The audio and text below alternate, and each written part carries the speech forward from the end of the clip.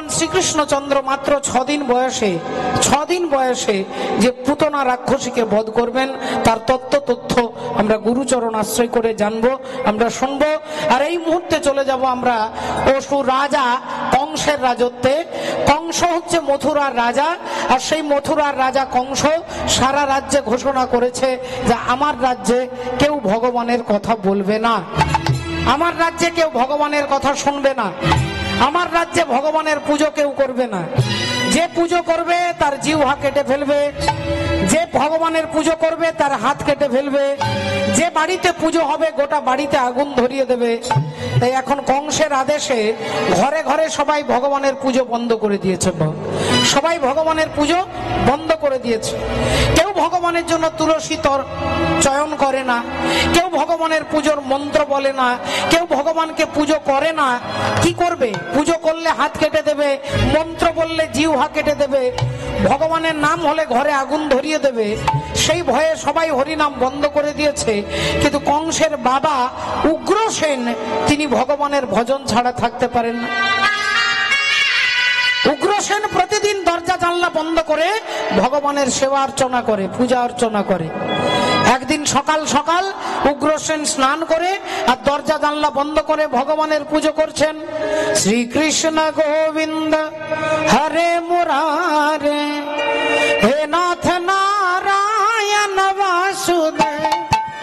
শ্রীকৃষ্ণ গোবিন্দ হরে মুরারে, হে নাথ নারায়ণ বাসুদেব।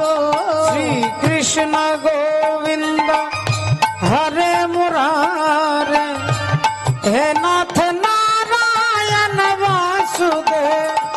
শ্রীকৃষ্ণ গোবিন্দ হরে মুরারে, হে নাথ নারায়ণ বাসুদেব। রাধে কৃষ্ণ রাধে কৃষ্ণ, রাধে রাধে কৃষ্ণ কৃষ্ণ, রাধে কৃষ্ণ রাধে কৃষ্ণ, রাধে রাধে কৃষ্ণ কৃষ্ণ, রাধে কৃষ্ণ রাধে কৃষ্ণ, রাধে রাধে কৃষ্ণ কৃষ্ণ, রাধে কৃষ্ণ রাধে কৃষ্ণ, রাধে রাধে কৃষ্ণ কৃষ্ণ। আর অমনি দুরাচারী অত্যাচারী পাপাচারী রাজা কংস দরজায় এসে লাথি মেরেছে, বাবা। আর যেই দরজায় লাথি মেরেছে দরজা ভেঙে গেছে, দেখছে উগ্রসেন ভগবান বিষ্ণুর পুজো করছে।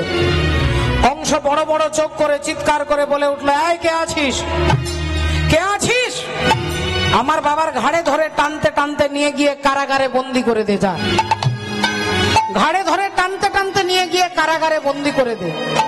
আর যেই উগ্রসেনকে দুজন ঘাড় ধাক্কা দিয়ে নিয়ে যাচ্ছে, উগ্রসেন আনন্দে হাসতে হাসতে যাচ্ছে। যাবার আগে বলে উঠলো, ওগো তোমরা একটু দাঁড়াও, আমি আমার ছেলের সঙ্গে একটা কথা বলবো। উগ্রসেন তার ছেলে কংসের কাছে এসে দাঁড়ালেন।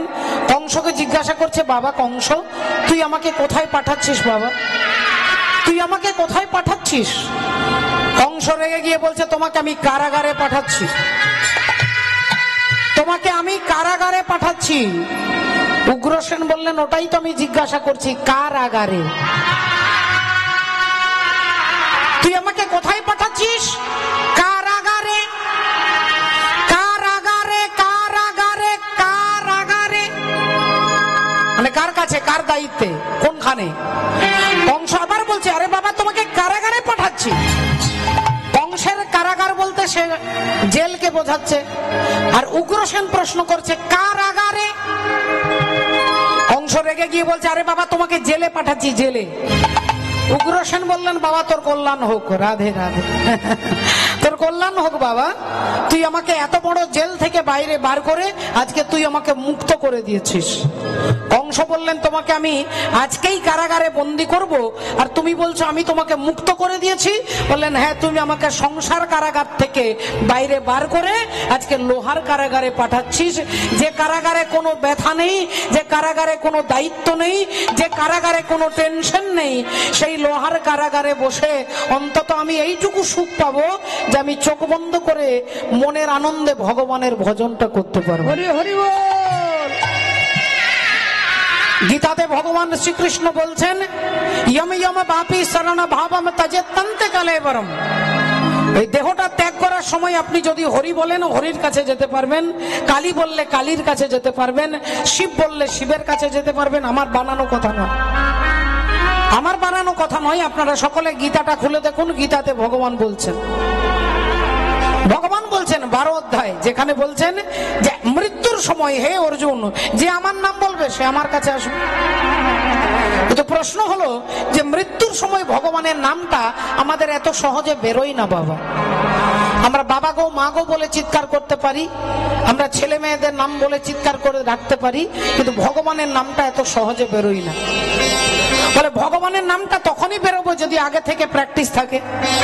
অজামিল দুরাচারী ছিল, পাপাচারী ছিল, ছেলের নাম রেখেছিল নারায়ণ, আর মৃত্যুর সময় ছেলেকে নারায়ণ বলে ডাকলো। অমনি যমদূত ফিরে গিয়ে নারায়ণের দূত এসে অজামিলের আত্মাটাকে বৈকুণ্ঠে নিয়ে গেলেন। হরি হরি বল। তাহলে কতকাল, কতদিন, কত বছর, কত মাস ভগবানের নাম প্র্যাকটিস করতে হবে? বলে উদাহরণ দিচ্ছে শাস্ত্র, ভগবান রামচন্দ্রের দাদুর দাদুর বাবা ছিলেন। ভগবান রামচন্দ্রের দাদু তার বাবা, তিনি মাত্র 24 মিনিট ভগবানের ভজন করে ভগবানকে পেয়েছিলেন। তাহলে ভগবানের রামচন্দ্রের দাদুর বাবার নাম কি? তার নাম হচ্ছে খট্টাঙ্গ রাজ চক্রবর্তী, খট্টাঙ্গ রাজা। আর খট্টাঙ্গ রাজা ছিলেন বিরাট ধার্মিক রাজা, বিশাল শক্তিশালী রাজা। এদিকে স্বর্গে একজন অসুর গিয়ে হামলা করেছে, যার নাম হচ্ছে নারীজঙ্ঘ। সেই নারীজঙ্ঘ নামে একজন অসুর ইন্দ্রের সঙ্গে যুদ্ধ করে বারবার দেবতাদেরকে হারিয়ে দিচ্ছে। দেবতারা ভয় পেয়ে যাচ্ছে যে এই অসুরের সঙ্গে তো আমরা বারবার পারছি না, হেরে যাচ্ছি, এখন কি করা যায়? এমন সময় দেবরাজ ইন্দ্র দেবর্ষি নারদকে জিজ্ঞাসা করছেন যে হে দেবর্ষি, একটু দয়া করে বলতে পারবেন আপনার কাছে এমন কোন রাজা আছে যিনি আমার থেকে শক্তিশালী, এই অসুরকে পরাজিত করতে পারবে? দেবরাজ ইন্দ্রের কথা শুনে দেবর্ষি নারদ বললেন একজন রাজা আছে মর্তধামে অযোধ্যায়, আর তার নাম হচ্ছে খট্টাঙ্গ রাজা। আপনি যদি তাকে আনতে পারেন তাহলে তিনি পারে এই অসুরকে বিনাশ করতে। এখন দেবরাজ ইন্দ্র এসে খট্টাঙ্গ রাজার হাতে ধরে অনুরোধ করে তাকে নিয়ে এলেন স্বর্গে। আর সেই স্বর্গে এসে ওই অসুরকে পরাজিত করে তাকে হত্যা করে খট্টাঙ্গ রাজা স্বর্গে শান্তি প্রতিষ্ঠা করে আবার তিনি নিজের জায়গায় ফিরে যাচ্ছেন। যখন তিনি ফিরে যাচ্ছেন তখন দেবরাজ ইন্দ্র বলছেন দাঁড়ান, আপনি আমার জন্য এত কাজ করলেন, অসুরকে মানলেন, শান্তি প্রতিষ্ঠা করলেন, আর আপনি খালি হাতে এলেন আর চলে যাচ্ছেন, এটা কি হয় নাকি? একটা কিছু নিয়ে যান স্বর্গ থেকে। খট্টাঙ্গ রাজা বললেন না, আমার কিছু লাগবে না, আমার কিছু লাগবে না। না না না, আপনার কিছু লাগবে না বললে হবে না, আমি আপনাকে খালি হাতে ছাড়বো না, বলুন না আপনার কি লাগবে। খট্টাঙ্গ রাজা বললেন কিছু মনে করবেন না, এই স্বর্গে আপনার যা আছে অযোধ্যাতে আমারও তাই আছে। হরি হরি তাই আপনি এমন কি দেবেন যা আমার কাছে নেই? বললেন না, তাহলেও আপনি স্বর্গে এলেন খালি হাতে যাবেন, এটা ভালো দেখাবে না, একটা কিছু চান না। তখন খট্টাঙ্গ রাজা বললেন বেশ, তাহলে যদি আমাকে দিতে হয় আপনি দয়া করে আমাকে বলে দিন আমি আর কতদিন বাঁচবো, আমি আর কতদিন বাঁচবো আপনি দয়া করে একটু বলে দিন।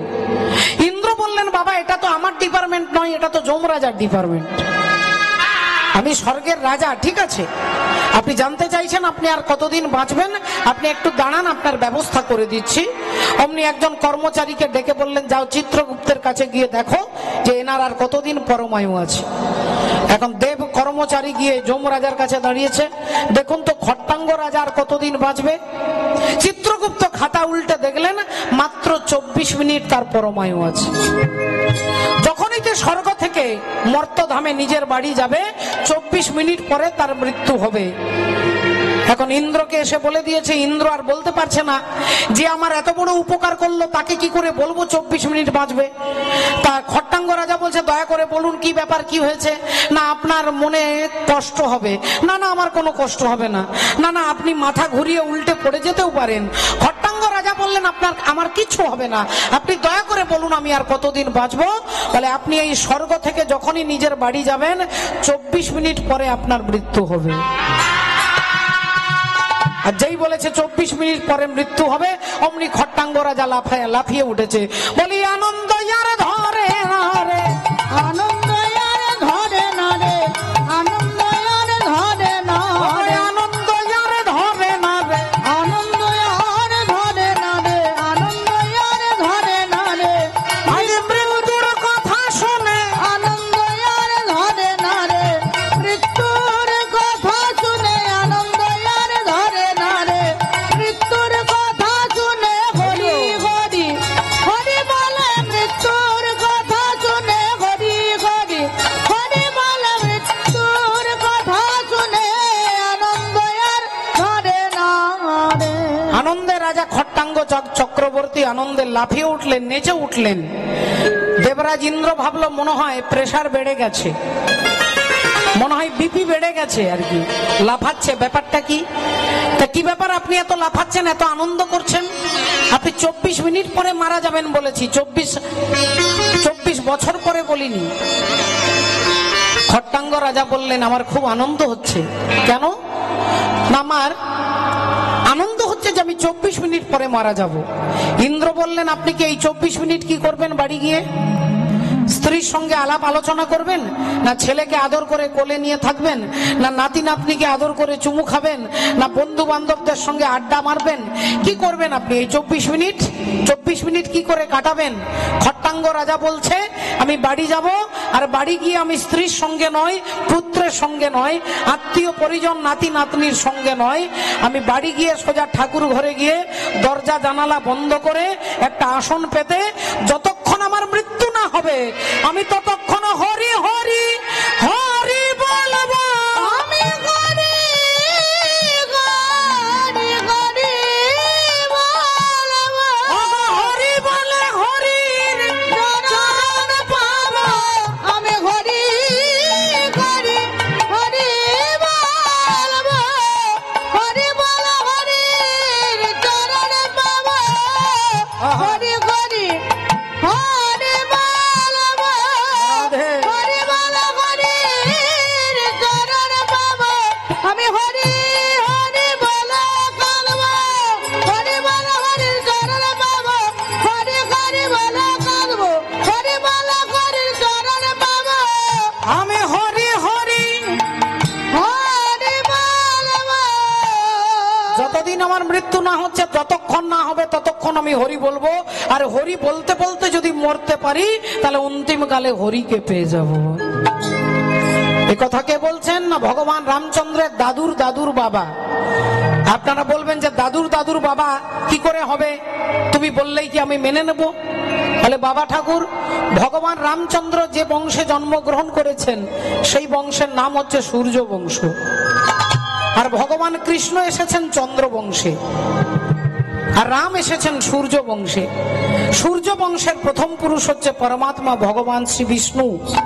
বিষ্ণুর নাভি থেকে সৃষ্টি হলো ব্রহ্মা, ব্রহ্মার পুত্র গাধি, গাধির পুত্র মরীচি, মরীচির পুত্র কশ্যপ, কশ্যপের পুত্র সূর্য, সূর্যর পুত্র মনু, মনুর পুত্র ইক্ষ্বাকু, ইক্ষ্বাকুর পুত্র সুসেন, সুসেনের পুত্র মান্ধাত্তা, মান্ধাত্তার পুত্র মুচকুন্দ, মুচকুন্দের পুত্র পৃথু, পৃথুর পুত্র শতাবর্ত, শতাবর্তের পুত্র আর্যাবর্ত, আর্যাবর্তের পুত্র ভারত, ভারতের পুত্র ভূধর, ভূধরের পুত্র খাণ্ড, খাণ্ডর পুত্র দণ্ড, দণ্ডর পুত্র হারিত, হারিতের পুত্র হরিবীজ, হরিবীজের পুত্র হরিশ্চন্দ্র, হরিশ্চন্দ্রের পুত্র রোহিতাশ্ব, রোহিতাশ্বের পুত্র সগর, সগরের পুত্র অসমঞ্জ, অসমঞ্জর পুত্র অংশুমান, অংশুমানের পুত্র দিলীপ, দিলীপের পুত্র ভগীরথ, ভগীরথের পুত্র শ্রুত, শ্রুতর পুত্র নাভ, নাভর পুত্র সিন্ধুদ্বীপ, সিন্ধুপুত্র অজুপায়ু, অজুতায়ের পুত্র অস্মক, অস্মকের পুত্র বালিক, বালিপের পুত্র মূলক, মূলকের পুত্র অর্বিড়ি, অর্বিড়ির পুত্র বিশ্বসহ, বিশ্বসহের পুত্র খট্টাঙ্গ রাজ চক্রবর্তী, খট্টাঙ্গ রাজার ছেলে দীর্ঘবাহু, দীর্ঘবাহুর পুত্র রঘু, রঘুর পুত্র অজ, অজর পুত্র দশরথ, আর দশরথের পুত্র ভগবান রামচন্দ্র। হরি হরি বল হরি বল। দেখুন বাবা ঠাকুর ভক্তিমতী মায়েরা তো মাত্র 24 মিনিট ভগবানের ভজন করে খট্টাঙ্গ রাজা ভগবানকে পেয়েছেন। আজকে সেই উগ্রসেন বলছে যে আমি কারাগারে বসে, আমি হয়তো কারাগারে তো আর আমার অন্য কোনো কাজ থাকবে না, আমি চুপচাপ চোখ বন্ধ করে ভগবানের ভজনটা করতে পারবো। কিন্তু ভক্তের ভাব কি আর দুরাচারী কংস বুঝবে? কংস তো বাবাকে জেলে বন্দি করে দিলেন। এখন মন্ত্রী এসে বলছেন মহারাজ আপনি তো আপনার বাবাকে জেলে বন্দি করলেন, কিন্তু জনগণ তো রেগে লাল, জনগণ তো খেপে গেছে। জনগণ যদি রেগে যায় আপনি আপনার আসনটাকে তো রাখতে পারবেন না। কংস বললেন এক কাজ করো, একদিকে বাবাকে জেলে বন্দি করেছি, জনগণের মনের মধ্যে আতঙ্কের সৃষ্টি করেছি, এবার আমার যে বোন আছে, আমার আদরের বোন, আমার কাকার মেয়ে দেবকী, ওই দেবকীর সঙ্গে একজন ভক্তের সঙ্গে বিয়ে দেব। কার সঙ্গে বিয়ে দেবে? বলে বসুদেবের সঙ্গে দেবকীর বিয়ে হবে। তাহলে কংসের বোন হচ্ছে দেবকী, আপনারা জানেন, তবে নিজের বোন নয়, কাকার মেয়ে। কংসের কাকা হচ্ছে দেবক রাজা, দেবক রাজার কন্যা হচ্ছে দেবকী, সেই দেবকীর সঙ্গে বসুদেবের বিয়ে দেবে। কংস ঠিক করে ফেলেছে আজ কি আনন্দ মধুপুরে,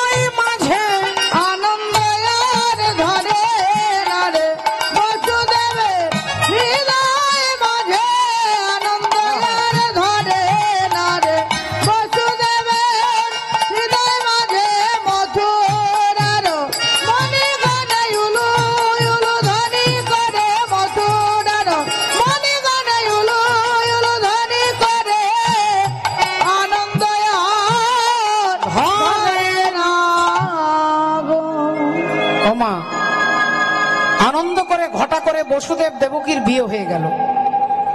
বিয়ে হলো, সকালবেলায় বোনকে শ্বশুর বাড়ি পৌঁছে দিতে হবে। সকাল সকাল আত্মীয় পরিজন সকলে কান্নাকাটি করছে, যেমনটা হয় আর কি। মেয়ে বিয়ে হলে যেমন শ্বশুর বাড়ি গেলে কান্নাকাটি করে আত্মীয় পরিজন, কংসও কাঁদছে, তার আদরের বোন শ্বশুর বাড়ি চলে যাচ্ছে। তাই কান্নাকাটি করতে করতে কংস বসুদেব দেবকীকে একটা রথের উপরে বসিয়েছে, আর আজকে রথটা চালিয়ে নিয়ে যাচ্ছে কে না, কংসই রথটা চালাচ্ছে। আর দেবকী মনে মনে চিন্তা করছে, দেখেছো আমার দাদা আমাকে কত ভালোবাসে, আমার দাদা আমাকে কত ভালোবাসে, আমার দাদা আমার জন্য কাঁদছে, আমার দাদা আমার বিয়েতে কোটি কোটি টাকা খরচা করলো, আমার দাদা নিজে রথ চালিয়ে আমাকে শ্বশুর বাড়ি নিয়ে যাচ্ছে। কিন্তু ভক্তিমতী মায়েরা আপনারা একটু ভালো করে চিন্তা করে দেখুন বাবু, যদি গাড়ির ড্রাইভার ভালো হয় তাহলে কিন্তু গাড়ি ভালো চলবে, আর ড্রাইভার যদি গন্ডগোল হয় তাহলে গাড়ি কিন্তু গন্ডগোল চলবে। অর্জুনের ড্রাইভার ছিলেন ভগবান শ্রীকৃষ্ণ, তাই অর্জুনের রথটা ভালো চলেছিল। কিন্তু আজকের রথের ড্রাইভার হচ্ছে কংস। কংস মানে হচ্ছে কাম, আর কাম যদি এই গাড়িটাকে চালায়, আমার এই দেহটাকে যদি কাম ড্রাইভার হয়ে যায়, তাহলে রাধে রাধে, সর্বনাশের শেষ থাকবে না বাবা। আজকে কংস রথটা চালিয়ে নিয়ে যাচ্ছে, বসুদেব দেবকী রথের উপরে বসে আছে। রথ কেমন করে চলছে? ঘড় ঘড় করি রথ ভাইয়া চলিল, ঘড় ঘড় করি রথ ভাইয়া চলিল, ঘড় ঘড় করি রথ ভাইয়া চলিল, ঘড় ঘড় করি রথ ভাইয়া চলিল। চলে যায়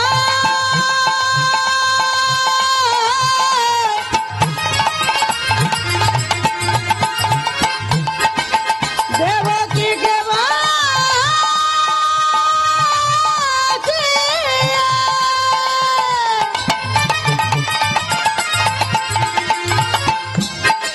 চলে যায়,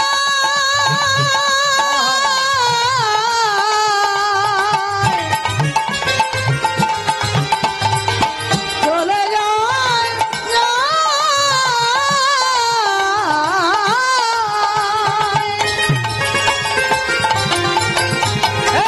ঘড় ঘড় করি রথ ভাইয়া চলিল, ঘড় করি রথ ভাইয়া চলিল।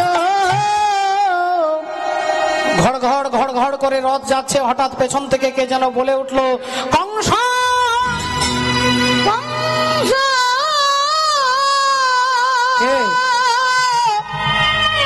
কে? কার এত বড় সাহস, কার এত বড় বুকের পাটা যে মথুরার মাটিতে দাঁড়িয়ে তুই আমার নাম উচ্চারণ করছিস? কে তুই? যদি তোর সাহস থাকে একবার আমার সামনে এসে দাঁড়া। মহারাজ, আমি আপনার সামনেই দাঁড়িয়ে আছি মহারাজ। তুই আমার সামনে দাঁড়িয়ে আছিস, তোকে আমি দেখতে পাচ্ছি না কেন? কি নাম তোর? আগে মহারাজ আমার নাম হচ্ছে নিয়তি। নিয়তি? আগে হ্যাঁ মহারাজ, আমার নাম নিয়তি। নিয়তি মানে ভাগ্য। বললেন আচ্ছা, তা তোর কাজ কি?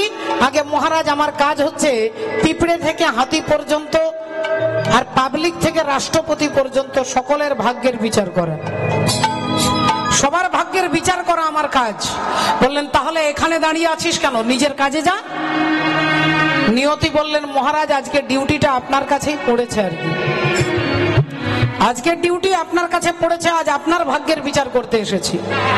কংস বললেন আমার ভাগ্যের বিচার তুই করবি? বল বল আমার ভাগ্যে কি লেখা আছে? আগে মহারাজ আপনার ভাগ্যে পরিষ্কার করে লেখা আছে আপনার বোন দেবকীর অষ্টম সন্তান আপনাকে হত্যা করবে, আপনার ভগ্নী দেবকী, দেবকীর 8 নম্বর ছেলে আপনাকে হত্যা করবে, আর এটাই আপনার কপালে লেখা আছে। কংস বলছে আমি ওসব ভাগ্য টাগ্য বিশ্বাস করি না।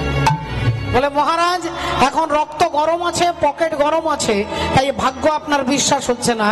যেদিন রক্ত ঠান্ডা হয়ে যাবে, পকেট খালি হয়ে যাবে, সেদিন দেখবেন নিয়তিকে না বাধ্যাতে। হরি হরি বল। নিয়তির দ্বারা সকলে পরিচালিত বাবা, ভাগ্যই আমাদেরকে পরিচালনা করে। আপনি এখান থেকে কোনো মতে নিজেকে রক্ষা করার কোন রকম রাস্তা পাবেন না। তাকিয়ে দেখুন চারিদিকে, বড় বড় ব্যক্তি কোথা থেকে কোথায় পৌঁছে গেল, কিসের কারণে? বলে ভাগ্য। আপনার ট্যালেন্ট কাজ করবে না ভাগ্য যদি সাথ না দেয়। একজন বৃদ্ধ ব্রাহ্মণ ছিলেন, ব্রাহ্মণের দারিদ্রতা সঙ্গে অনেক কিছু অভাব, কিন্তু একটা মেয়ে ছিল 16 বছরের। ব্রাহ্মণের মেয়েকে বিয়ে দিতে হবে, বিয়ে দেবার মতো তার ক্ষমতা নেই। ভাবলো তাহলে এক কাজ করি, পাড়ার লোকের কাছে চাঁদা চাইবো না, যদি চাইতেই হয় তাহলে আমি মা লক্ষ্মী দেবীর কাছে চাইবো। ব্রাহ্মণ চলে গেলেন জঙ্গলে, জঙ্গলে গিয়ে মা লক্ষ্মীর আরাধনা করতে লাগলেন। 2 মাস 4 মাস 6 মাস পেরিয়ে গেছে। গ্রামের লোকেরা ভাবলো ব্রাহ্মণ মনে হয় জঙ্গলে গিয়ে মারা গেছে, তাই গ্রামের লোকেরা চাঁদা তুলে ব্রাহ্মণের মেয়েটার বিয়ে দিয়ে দিয়েছে। এদিকে দেখতে দেখতে 1 বছর হয়ে গেছে। লক্ষ্মী দেবী এসে ব্রাহ্মণকে বলছে বল বাবা তুই কি চাস? ব্রাহ্মণ বললেন মাগো আমি কিছু চাই না, আমার মেয়েটার জন্য তোর কাছে কিছু সাহায্য চাই, যেন মেয়েটার বিয়ে দিতে পারি। লক্ষ্মী দেবী বললেন তুমি কি তোমার মেয়ের জন্যই চাইছো? আগে হ্যাঁ মা, আর কিছু নয়। বললেন তাহলে তো তোমার মেয়ের তো বিয়ে হয়ে গেছে, গ্রামের লোকেরা চাঁদা তুলে তোমার মেয়ের বিয়ে দিয়ে দিয়েছে। ব্রাহ্মণ বললেন তাহলে মা তুই আমার প্রণাম নে, তুইও চলে যা, আমিও চলে যাই। লক্ষ্মী দেবী বললেন বাহ, 1 বছর আমার জন্য তুমি কঠোর সাধনা করলে, শীতকালে, গ্রীষ্মকালে, বর্ষাকালে এত কষ্ট তুমি করলে, তোমার প্রারব্ধ কর্মের ফল তোমাকে নিতে হবে না? না না মা, আমার কিছু লাগবে না। লক্ষ্মী দেবী বললেন তোমার লাগুক আর না লাগুক, কিন্তু তোমাকে ফল ভোগ করতে হবে। তুমি চুরি করলেও ফল ভোগ করবে, আর তপস্যা করলেও ফল ভোগ করতে হবে। তো বললেন তাহলে মা তুই আমাকে কি দিবি? বলে 1 বছর তুমি আমার সাধনা করেছো, তাই তুমি 1 বছরের জন্য রাজা হবে। বলে দিয়ে লক্ষ্মী দেবী চলে গেছে। ব্রাহ্মণ ভাবছে আমি রাজা হব, আমি রাজা, একবেলা খেতে পাই, একবেলা পাই না, জামা কাপড় ছেঁড়া, মাথায় তেল নেই, এই অবস্থায় নাকি আমি রাজা হব। আমাকে রাজা কে করবে? আবার ভাবছে যদি রাজা হয়ে যায় তাহলে রাজা হওয়ার আগেই আমি আত্মহত্যা করব, সুইসাইড করবো আর কি। এখন ব্রাহ্মণ ভাবছে আত্মহত্যা করব, পুকুরে ঝাঁপ দিয়ে মরবো। এমন সময় জলের কাছে দাঁড়িয়ে ভাবলেন আমি নিজে নিজে মরলে তো একটা আত্মহত্যার পাপ হবে, কিন্তু এই দেশের রাজা যদি আমাকে মারে তাহলে রাজা মারলে রাজারও পাপ হবে না, আর আমারও আত্মহত্যার ফল পাবো না। তাহলে এক কাজ করি, এই দেশের রাজার কাছে চলে যাই, গিয়ে এমন একটা অপরাধ করব যাতে রাজা আমাকে শুলে চড়ায়, নইলে ফাঁসি দেয়।